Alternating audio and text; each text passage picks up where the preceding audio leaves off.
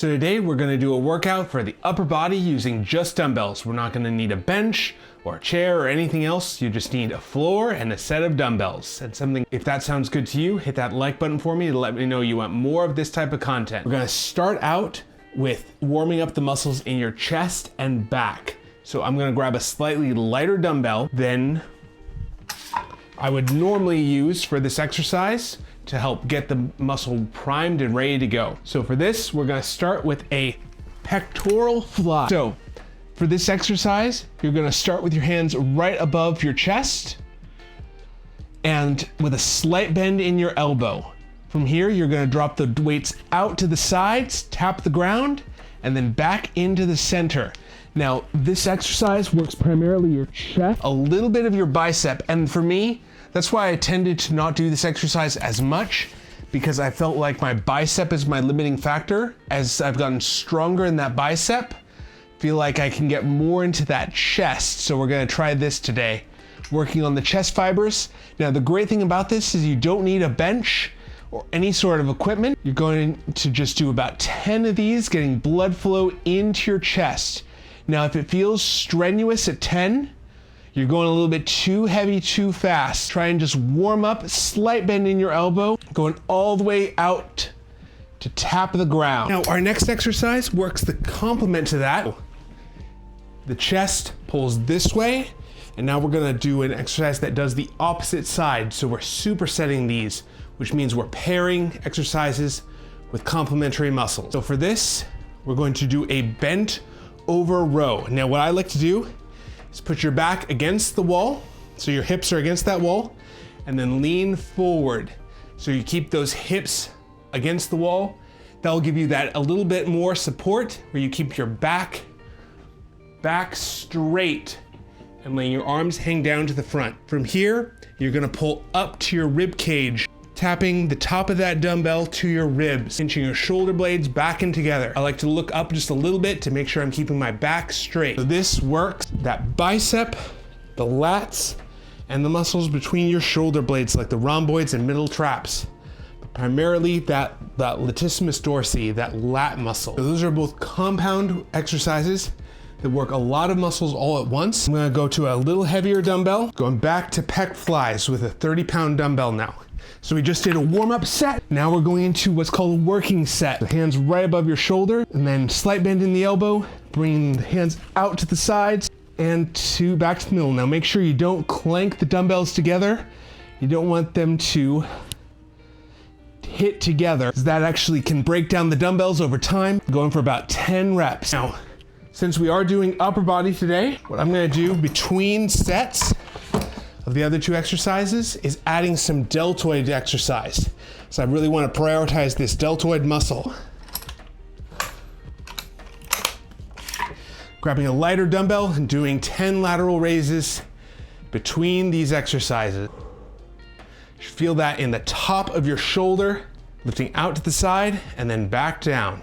Only going as high as your shoulder. Going until I feel that fatigue in the muscle. Going straight into the next exercise, which is going to be a upright row. So, standing with your hips against the wall, leaning towards the front, keeping your back straight, letting your arms hang down, pulling up to your rib cage, letting it full hang up to the rib cage, and then back to a full hang. And 10. And relax. That's our first set of chest and lats. Going into a set of lateral raises. I like to shoot for 10 reps. So there's nothing special about particularly 10, but I find it's a good balance of strength and endurance. I'm not going so heavy that I really have a hard time measuring how close to failure I am.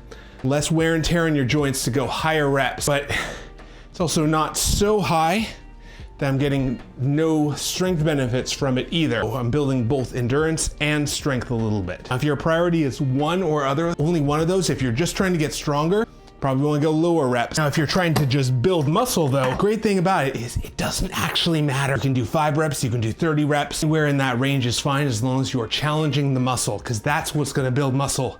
Not how much you can PR, but how often you can repeat that exercise. Person who just lifts once, sets the weight back down, It's not gonna grow as much as the person who does that if they does that multiple times in the week. So the more sets, the more times you repeat an exercise for a muscle in a week's time, the more that muscle grows. Doesn't matter if you are doing it high reps or low reps, high weight. Either one of those is fine, as long as you are challenging the muscle and repeatedly challenging that muscle. So we're going back to our pec flies. Hands right over the top of your shoulders. This is our second set. So we're doing 2 sets today of each of these exercises. So hands right over the top of your shoulders, slight bend in your elbow, going down to the sides, and pulling back up. You should feel that in your chest. You can do this with a bench, but laying on the floor works just as well.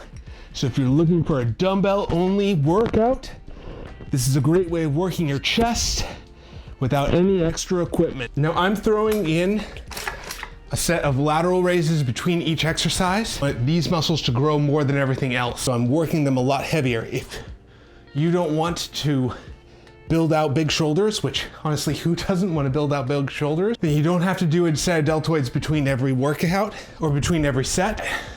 If you're like me, want to emphasize that muscle, throwing in one of these between will really build that muscle fast. It's a small muscle that can take a lot of work. Now, right now, I'm trying to cut calories to reduce weight, but because of that, I have less calories to build up muscle. That's why I chose this small muscle, this deltoid muscle, to really focus in on, because unlike my chest and my back, those are much bigger muscles, take a lot more calories. They're sore for longer if I'm on low calories. Muscles heal much faster.